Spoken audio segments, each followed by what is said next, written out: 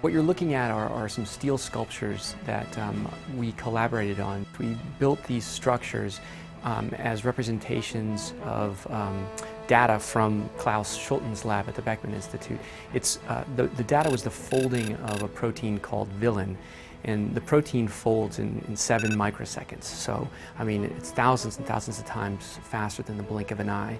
And what we did was we took 5 snapshots along that trajectory, and with those coordinates, fed it into a program that would give us cutting diagrams for steel. And then really over the course of a month, students got to learn about protein folding, some pretty difficult biochemical research problems, while at the same time welding and grinding and creating the art.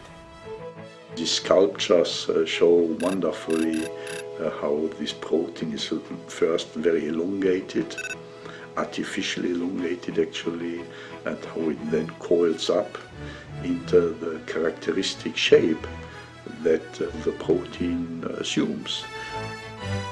Proteins are amazingly beautiful structures. They make us run. They're everything. It's like the basic blocks of what we call being alive.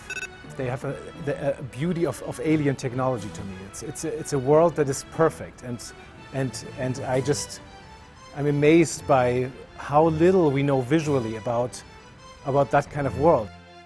In the domain of living cells, which is at the molecular domain. This size, scale, it is just difficult for microscopes to visualize things. With light microscopes, you don't have the resolution, and electron microscopes are not really well suited for studying the processes in living cells. When a protein is produced, you can kind of think of it as starting out as this floppy string of beads, and then it folds into a final structure. The string of beads, each bead is an amino acid. There's 20 of these things. And the amazing thing about proteins is that they perform all kinds of different tasks. And the task that they perform is dependent on the shape that they take. And the shape that they take is dependent on the sequence of beads. The protein in the cell have a remarkable ability to find their proper form.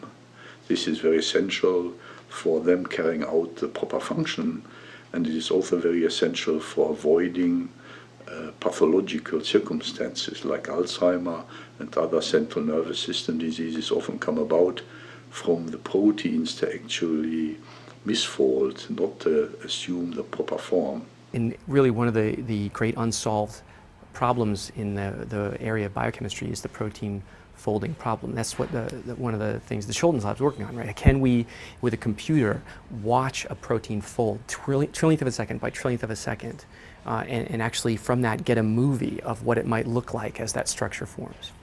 I built over the years what I like to call a computational microscope. That is a microscope not made of glass lenses and metal tubes, but rather made of concepts and ideas from physics and chemistry and mathematics, and made of software and computers that put those ideas and concepts together to simulate what is happening in the cell.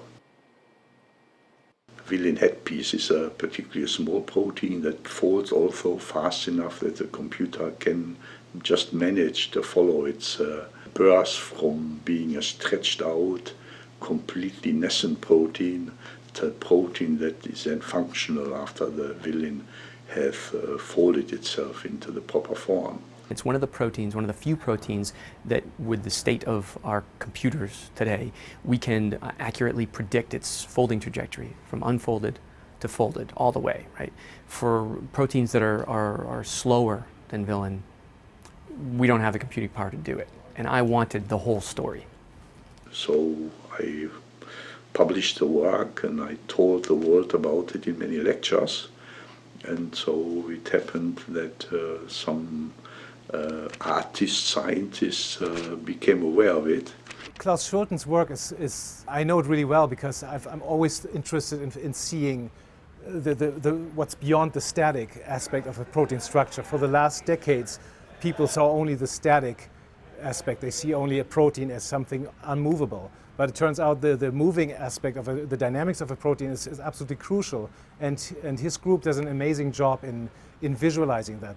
I was out there looking for resources that would help me teach concepts of protein folding. In particular, I was looking for something that showed motion.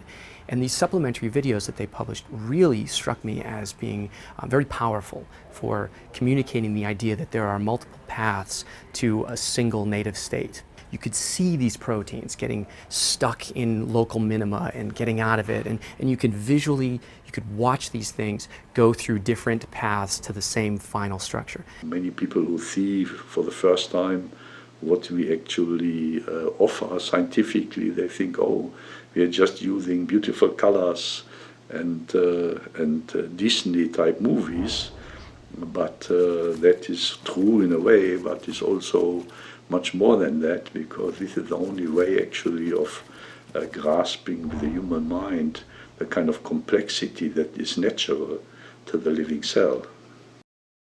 What I really love to do is to walk around these things up there. You look at them from one direction and you see a timeline. You see that protein folding. You go to the other end, you see it unfolding. And as you walk around, you get a better sense, I think, than you would from a two-dimensional still of the space that helices take up, of the proximity of one backbone to the next. You get a better picture of a protein.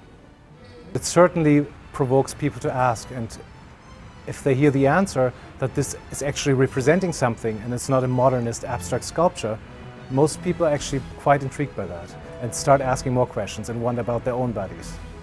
It's way beyond making pretty sculptures for the public and getting people to think that science is cool. It's way beyond that. You can see things through art that maybe you would have let slip past. When you see that object under the microscope, you are impressed with the static beauty, but when you see a cell, you are impressed with the liveliness of it. You see things streaming and moving and bubbling and sculpting, and so that is life, and that's what we want to show the world. And art is an absolutely natural way of bringing about the message.